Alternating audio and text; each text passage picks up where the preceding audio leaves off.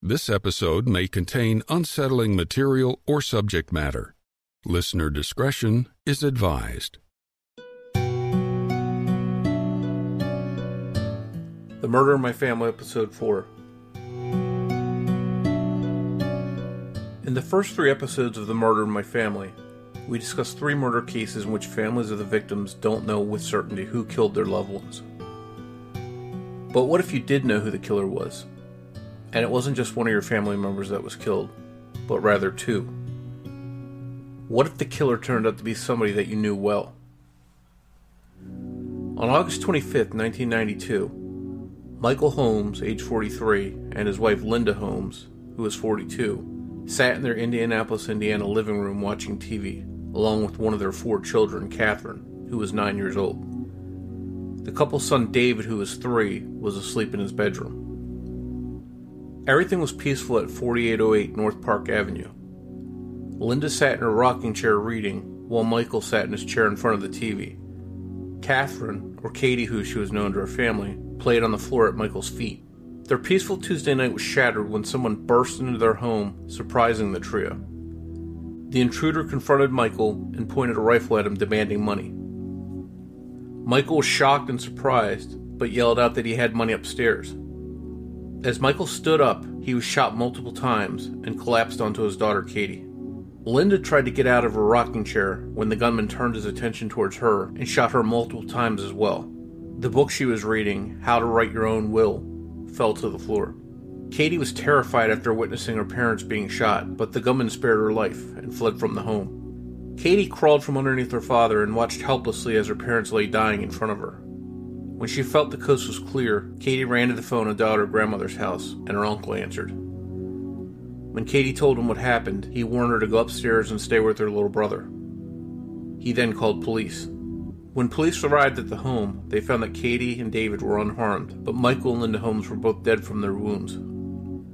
Michael had been shot once in the head and twice in the upper back. Linda had been shot 5 times, once in the back of her head, 3 times in the back, and once in her abdomen. Shell casings were scattered across the living room floor.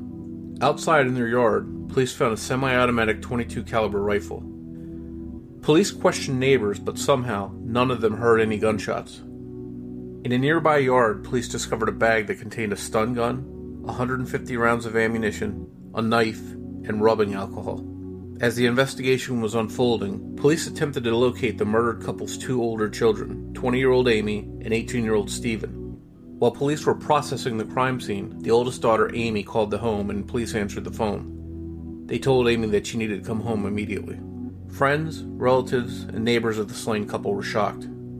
They didn't know why somebody would want to kill Michael Holmes, a well-liked and popular principal of Indianapolis Public School No. 20, or his wife Linda, who had been a social worker for the Marion County Department of Welfare. But this is where the story takes a strange twist. You see, this case isn't a mystery or whodunit. 9-year-old Katie knew and recognized the person who shot her parents. It was her own brother, Stephen. When Amy arrived home, she told police where her brother lived. Police went to his residence and found him there. They Mirandized Stephen Holmes and then questioned him. He agreed to talk. Stephen told police that he had been planning to kill his parents and that he was indeed the shooter. Later, prints taken off the rifle found at the crime scene were determined to be Stephen's. Police discovered that Stephen Holmes had purchased the rifle only a few months before using it to murder his parents. Stephen also admitted that he had brought the stun gun to use on any potential neighbors that may have heard the shots and come to investigate. It was appalling to think that Stephen Holmes would kill his parents, let alone do it in front of his younger sister. But police had an eyewitness, a confession, and physical evidence linking Stephen to the murders, so the case against him was pretty much airtight. Stephen Holmes was arrested for the murders of his parents and for attempted burglary. Immediately after being arrested, Stephen asked for a speedy trial and was given a public defender. What followed was a twisting and painful backstory to the murders. It turns out that Stephen and his older sister Amy had been adopted by Michael and Linda Holmes when they were very young. Stephen was around 4 and Amy was around 6. Growing up, the pair were treated well by their adoptive parents. At some point, they started to ask questions about who their biological parents were, and it was their understanding that they were abused as children before being adopted. Even after Linda gave birth to her own biological daughter, Catherine, they continued to treat Stephen and Amy as if they were their own biological children as well. But as time went by, Stephen began to have and display some serious emotional problems. When his adoptive mother Linda was pregnant with David, Stephen, who was about 15 at the time, got into a physical altercation with her and wound up punching her in the stomach. The signs of trouble didn't stop there. Stephen had assaulted his adopted father and kicked him in the groin. Even his own biological sister Amy wasn't immune to Stephen's wrath. One night as Amy lay sleeping, she awoke to one of Stephen's hands wrapped around her throat. In his other hand he was holding a knife. Stephen set the Holmes residence on fire once. He punched Amy and threatened to rape and kill her. As Stephen waited to go to trial, he called Amy from jail and told her that if she testified against him at the trial, he would have his younger sister Katie killed. While the trial approached and media covered the case, Stephen Holmes agreed to do an interview with a local television station. When talking about his memories of life before being adopted by Michael and Linda Holmes, Stephen said he couldn't remember if he had been abused or not. Stephen went on to say that even if he had been abused, it would be a cop-out to blame the murders of his adoptive parents on abuse he had suffered as a very young child. He went on to say that the only reason he agreed to do an interview was because he didn't want people to think he was a psychotic killer. Stephen Holmes' biological parents had given an interview a few days before Stephen's. They stated that they had not abused Stephen or his sister Amy, and that they had only given the pair up for adoption because they were very poor. They added that they had been searching for their biological children for some time, right up until they saw Stephen's photo in the newspaper after his arrest. In his interview, Stephen Holmes responded to his biological parents' interview. He said if they were really searching, they would have found me. I always wanted to see what my mother looked like. At trial, Amy did testify against her brother Stephen, and detailed all of the troubling events involving him that she had witnessed. She stated that on several occasions for 2 years previous to the murders, Stephen had mentioned that he was going to shoot his parents. It came out at trial that on the way to kill his adoptive parents, Stephen Holmes had stopped at a local pharmacy and planned to shoot some people there, but was scared off when he saw 2 uniformed police officers. He then went to a different location and tried to shoot some people, but his gun jammed. In the end, all of the evidence against Stephen Holmes and details of his troubled life was too much to ignore. In July of 1993, Stephen Holmes was found guilty and sentenced to 140 years in prison, but he was spared the death penalty. Stephen Holmes remains in prison today. He won't be eligible for parole until the year 2063 when he is 90 years old. This case shattered an entire family. It's sad and ironic that Stephen Holmes, who was given a home by Michael and Linda Holmes when he needed parents, left their biological children, Catherine and David, without their parents. This case is difficult on so many levels, and while Stephen lives his life behind bars, the Holmes family has been forever changed by his actions. Stephen's older sister, Amy, talked with me about the murders in her family, those of her adoptive parents, Michael and Linda Holmes.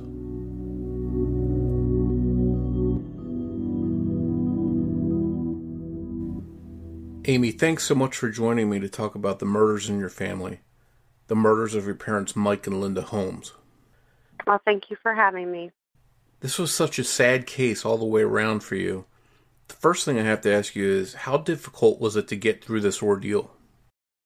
I'm not even sure you can quantify it. It was surreal, I guess is the best word to use.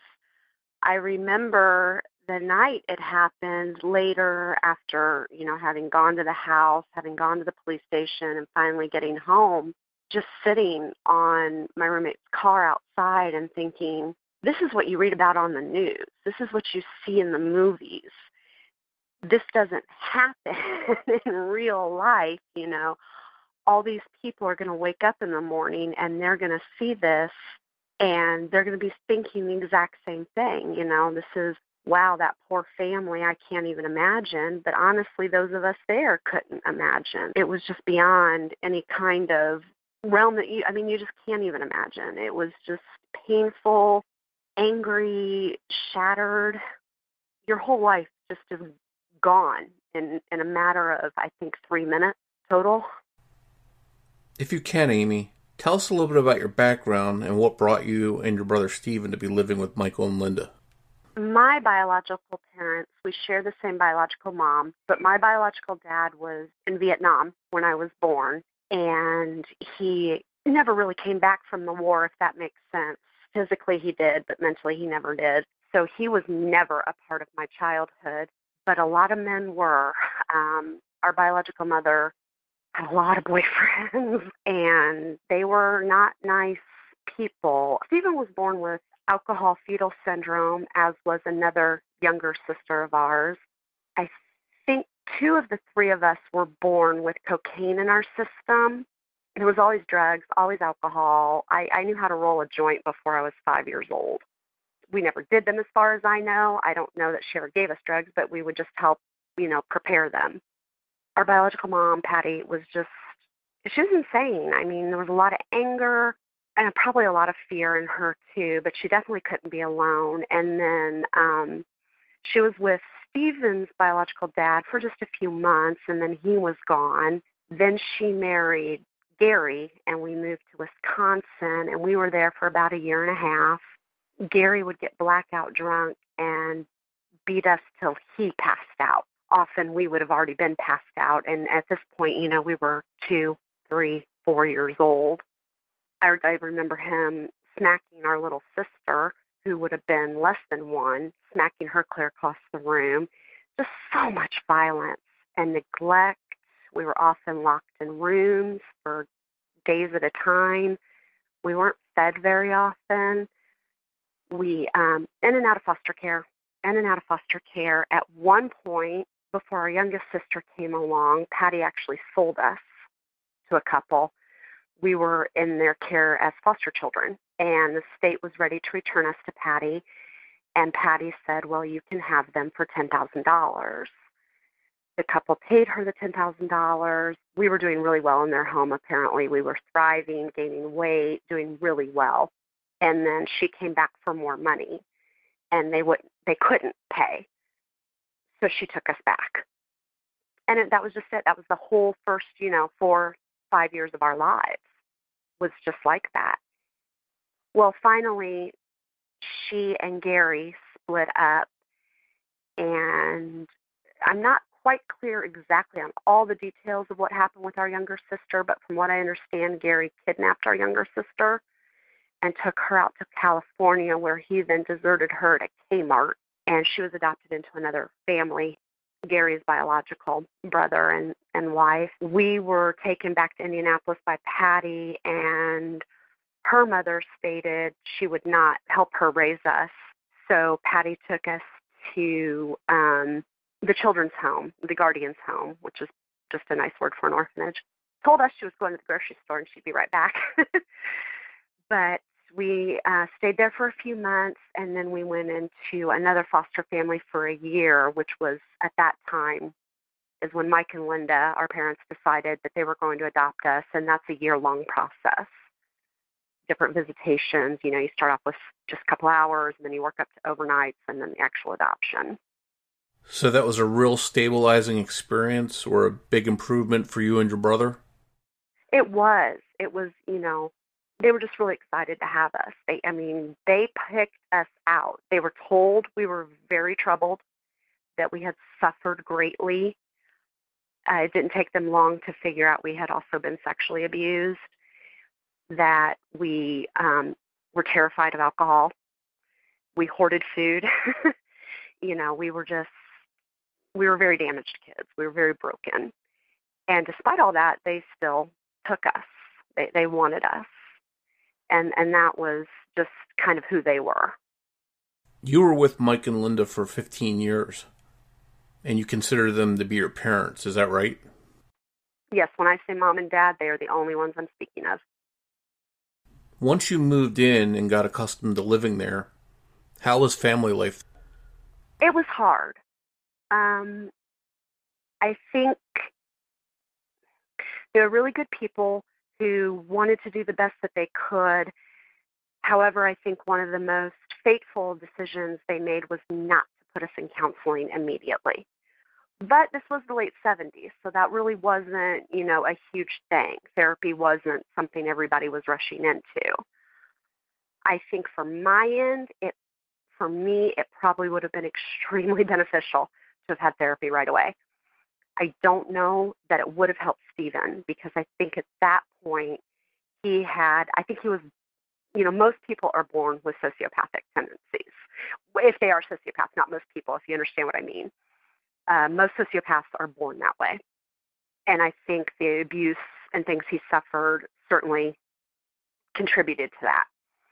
So I don't know that immediate therapy would have helped him very much, but I think it would have been extremely beneficial to me. So I think that was something that really could have been done differently. But, from the get-go, like I said, we had a lot of problems. We lied a lot. Abused children learn lying becomes second nature to you because it's a survival mechanism. And that's a hard habit, especially for children to break. I know my father and I had a real hard time bonding, and I don't think that we ever really truly did because I was inappropriate with my affections because of what I had been going through, and they weren't quite sure how to handle that.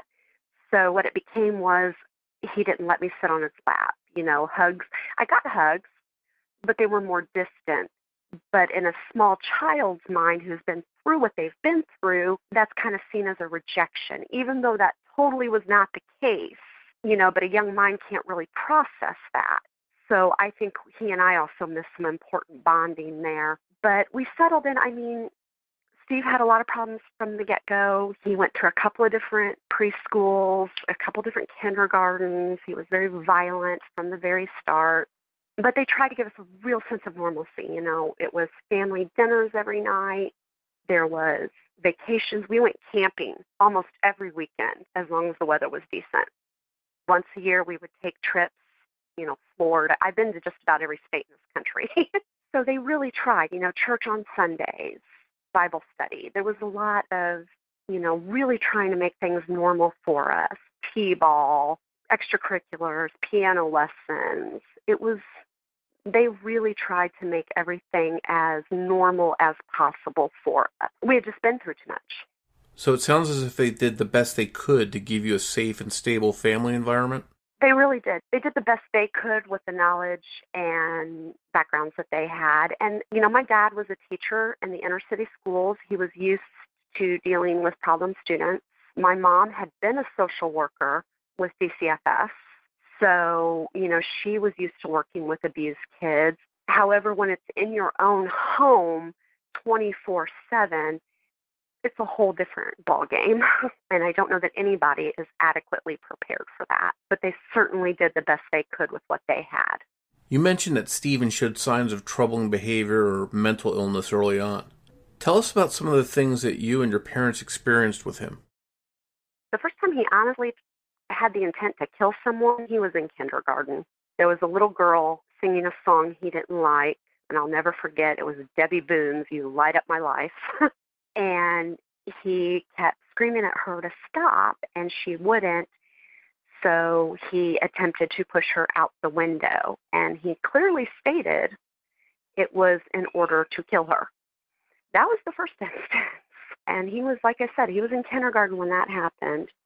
The tantrums, all kids have tantrums, but his were just so violent and so destructive.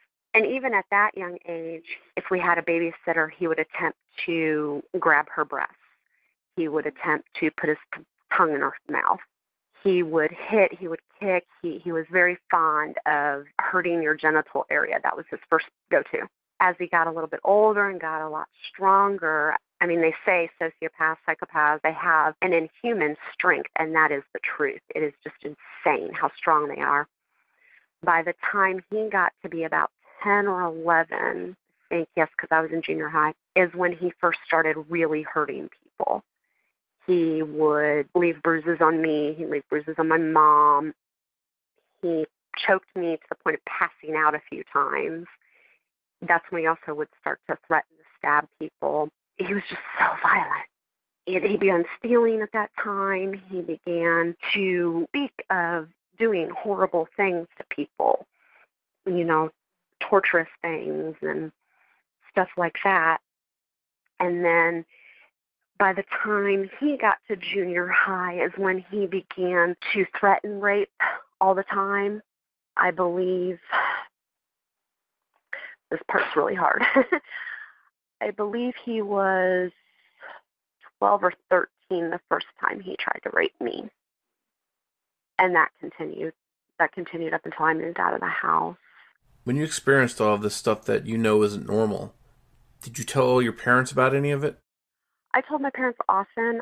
I tried to speak to other relatives because at this point, I'm showing up to school with bruises, sprains, just all kinds of things. And I tried to tell people. CPS came out to our house a few times, but my parents were very much, and then by the time I got to junior high and freshman year of high school, I was also attempting suicide frequently, self-harming frequently. So we did begin counseling. He began counseling. I began counseling. We began family counseling. And what's kind of scary is there is absolutely no change in the fact that when you have a child like that and you have sibling abuse and a child abusing the parent, there is no help. There is zero help because it is not seen as a crime.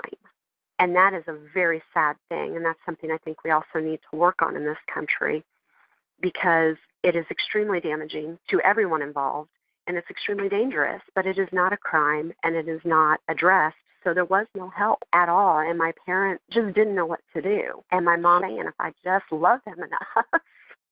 So your mom felt responsible for it? 100%. And then, and I don't want to disparage my mother because she honestly, did everything she could to a fault. She would bail him out. By the time he got to high school is when the really serious things started. Like we were at the same high school for a short amount of time.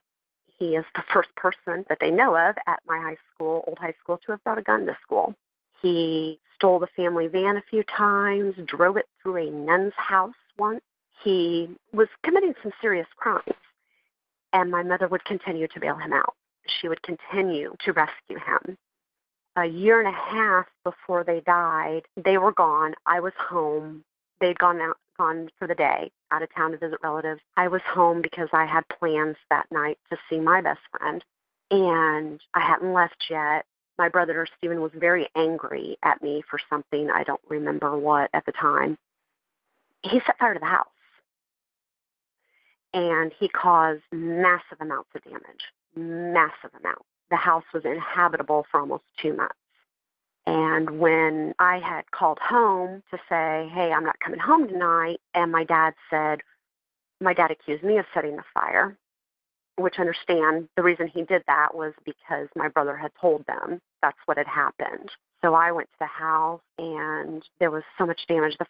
He had started it in his room. Apparently, it came out afterwards. Once it was proved that I could not have done it because my time was accounted for all night, my brother admitted he did set the fire and hoped that either I would come home and be caught in it because I was expected home, or that I would be blamed for it. And the arson investigators told my mom, you need to press charges. And my parents did not press charges. They did not. Your parents didn't want to give up on him then? They would never give up on him. He did spend some time at Knightstown, which is kind of like a boys' home. I think they have girls too, but it's kind of like it's not juvie, but it's something like that. It's a group home for offenders. It's an alternative to juvenile detention, which my mom had pushed for. And he did spend some time there. That did not help him. He was raped there and suffered some long-term damage because of that. Had to have some surgeries when he was released due to that. So my mom became even more reluctant at that point to do anything.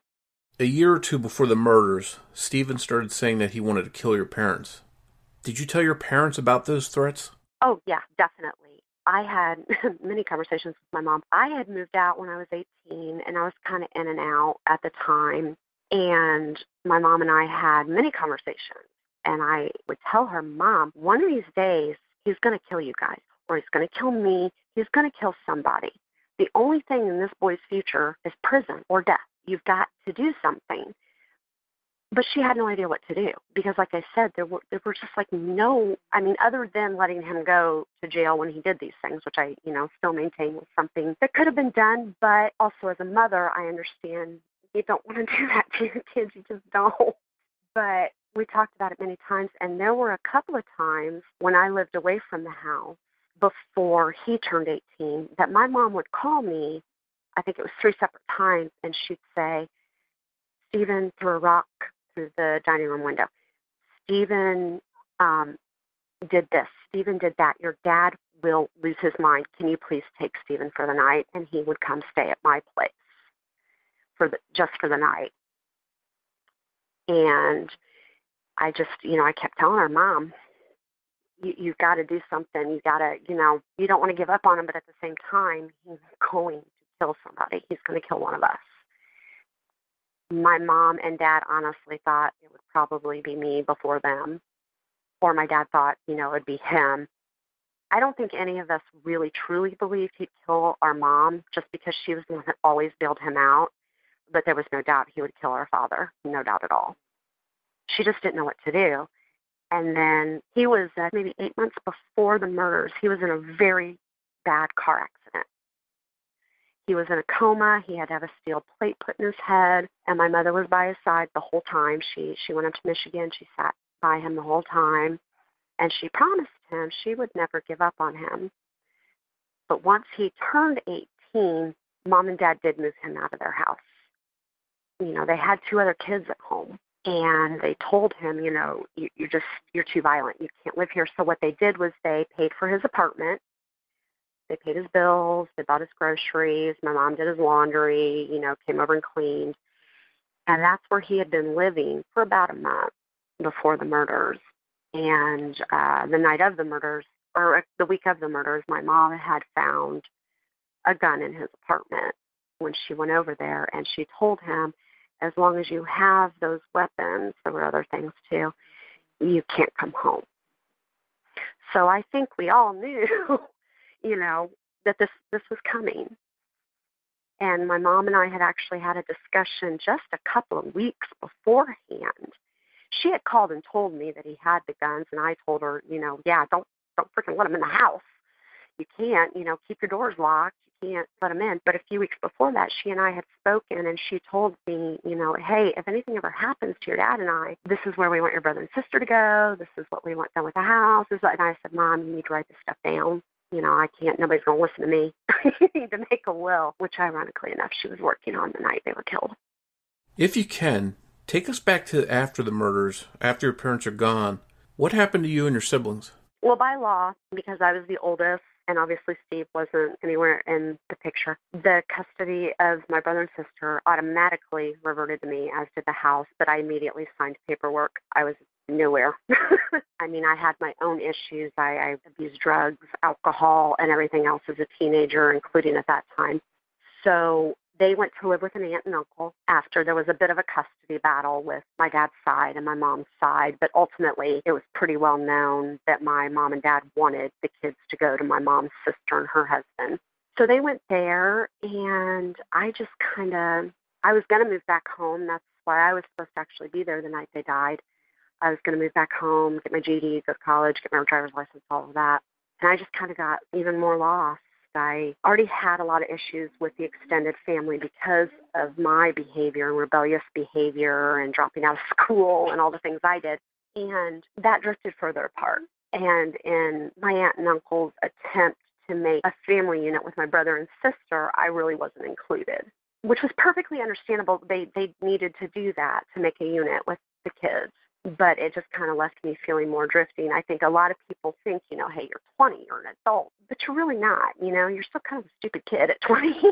You still need direction and you still need support. And it just kind of all went away in an instant. And I'm blessed that I had great aunts and uncles who still were 100% on my side and still 100% supportive. And they helped a lot. In some ways, you were back to square one. You were an adult, but the family part was missing again. Exactly. It's kind of affected every relationship I've had since then because I search for that and I try to find that, and I will find myself, or have found myself in the past, in relationships that were not healthy at all. But I clung to them because family, there's a sense of belonging, whether it's good or bad, you belong. And I actually, shortly after my parents died, my biological mother, who was back with my biological father, came crawling out from under her rock, and I went to live with them for a while. It was a horrible experience. I kind of blocked out all the abuse from before, and everything, and just because I was so lost, and then I wanted that family back so bad, and I blew that one up on purpose. I did things to make sure that they would not want me living there, and I left that and then went and got married. So you got married. How did you adjust after that? It took a while. My first marriage blew up, like, pretty much everyone knew it would, including us. We definitely got married for the wrong reasons. And then I went on to have, some other long-term relationships and had my first child. Luckily, I had gotten clean and stopped self-harming and everything before I had my oldest. Then I, was a single mom for about 9 years. And then I got remarried and was married for 10 years and had another child, and, I had my stepson. And it was good for me to have all that family back. And, ultimately that marriage did not work out for various reasons, but it's gotten so much better. I don't see, when a relationship doesn't work out, I no longer really feel that sense of rejection and abandonment. And that's whether it's a friendship, family, whatever. I realized that, I've come to the point finally after many years of therapy that sometimes life just takes different paths, and it's not just a rejection. I'm not cursed. I'm not unlovable, which was really hard for me to learn. And it's just taken a lot. And like I said, a lot of therapy. It has also turned me to doing a lot of action also, kind of not sitting in my feelings, but working through activism, whatever I can. Like we spoke of before, I really, gun control is such a touchy subject, but the fact that my brother, who had committed all these crimes, had so many mental illnesses, could, at the stroke of midnight, turn 18 and go purchase a weapon is something I find fundamentally wrong, and something, we've got to have common sense there. So I, advocate very strongly for that. I advocate for better mental health care, because that is at the root of so many of the issues. I advocate for siblings who are suffering from sibling abuse. Make this a crime. Make this something that people have to be held accountable for. Parents who are abused, it's a lot more common than people think it is. But we have this whole, siblings fight, siblings beat each other up, that's just normal. Well, no, it's not. Yeah, siblings fight, but siblings holding knives to each other's throat is not normal. And we need to address that. And I think that all starts with a lot better, mental health advocacy and care. And I've actually been working on a book for years since this all happened about people who are sociopaths, serial killers, family annihilators, to kind of address those issues and help bring them to light and kind of hopefully maybe make some progress that I have not seen made, in these 26 years. It sounds like you're using the pain and the trauma that you suffered in a positive way to maybe help other people. I hope so. I really do. I know I've done a lot of work over the years with abused kids, taken in kids. My husband and I, we were neighborhood mom and dad. We helped, we've taken in a few kids here and there for short amounts of time. We really just, I've tried to do everything I can within my own, because I do have a disability and an illness and all that. So within my own physical limitations. And like I said, I've been working on this book forever. I'm finally at the point where I'm ready to start writing. I'm done with all the research. So I'm hoping that somebody listens, and that we can get some changes. And I write my congressman, and I do all that. Let me ask you about Katie specifically. She witnessed the actual murders. How is she doing after seeing something so horrible? She received some therapy afterwards, and now I'm not in touch with my youngest brother and sister any longer. We had a falling out a few years ago, but they're well. They really, all things considered, they're doing well. They they have good jobs. They're productive members of society. And they're carrying on. Well, my sister has a family, and they're carrying on the traditions of which we were raised in. Family dinners, family first, and all things considered, they're doing well. I'm sure it haunts her, but it does us all. Your brother Stephen was sentenced to a lengthy prison sentence and will probably never get out. Did you have any contact with him once he went to prison? No. Shortly after it happened, he called me, and he wrote me, and I have nothing to say to him. Over the years he's tried, and I got updates. I get updates over the years, and he hasn't changed. He hasn't. He had time taken off his sentence for, you can get time taken off for like getting your degree and things, working in the chapel, things like that. But then time was added back on because he attempted to murder an orderly or a trustee and other things. He spent some time on the SHU unit. He spent like 2 or 3 years in the SHU unit, which is a complete lockdown in Michigan City. It's maximum worst of the worst because of his behavior. And there's just really nothing he can say that's going to make any difference. And I've thought about it over the years, going and talking to him, but he just lie to me or, try to get money out of me, or it's just, so for my own peace of mind, I forgave him for my own sake and just let it go. I think that you forgiving him and letting all of that go speaks to your self-healing and progress. Absolutely. I mean, the family doesn't talk about him very often. I don't talk to my dad's side of the family outside of like one cousin, and we talk about him occasionally. But like my mom's side of the family, we don't talk about him very often. Every once in a while, his name will come up, or every once in a while, when my grandma was still alive, she'd ask me if I'd heard anything. But like I said, from everything I've heard, he's no different. He hasn't changed. Do you think that Stephen's actions are a result of the abuse he suffered in the environment he was exposed to as a child? Oh my.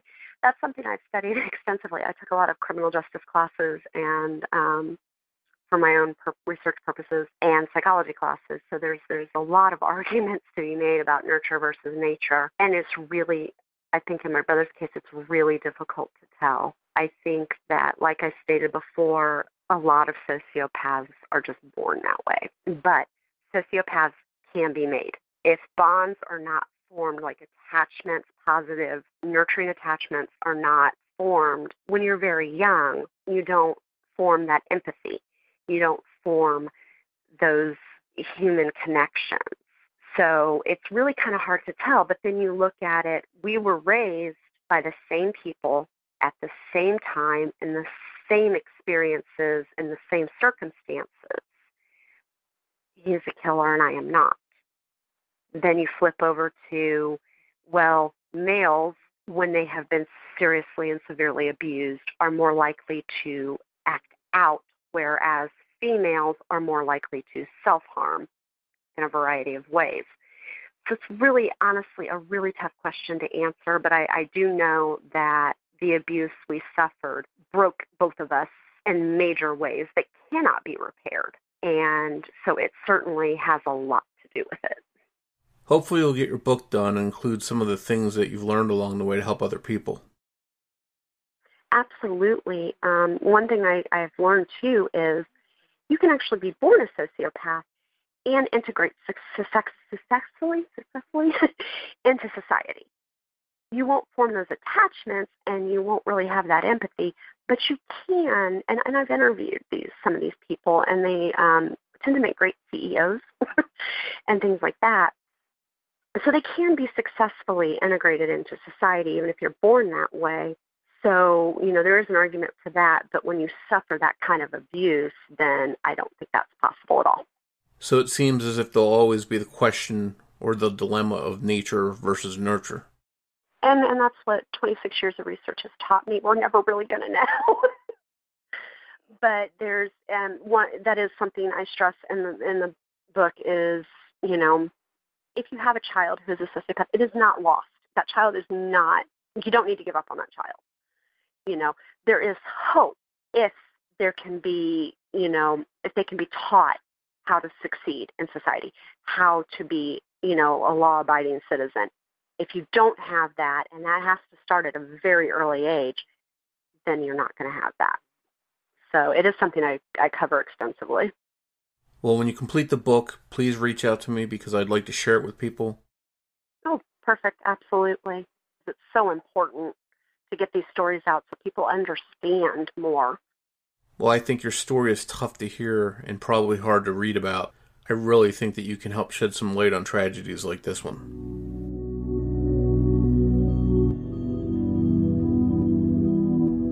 Thank you for joining me for this episode of The Murder in My Family.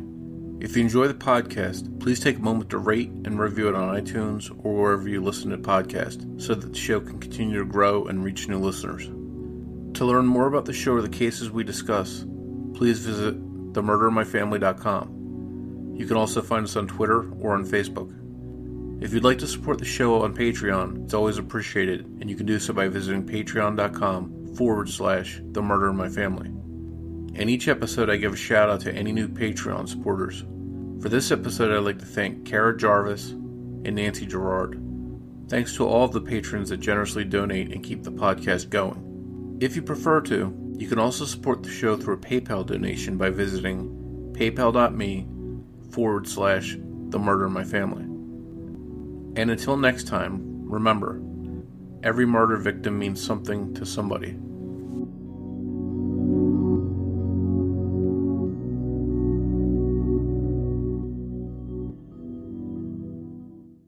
If you would like to discuss the murder in your family on this podcast, please be sure to visit themurderinmyfamily.com for more information.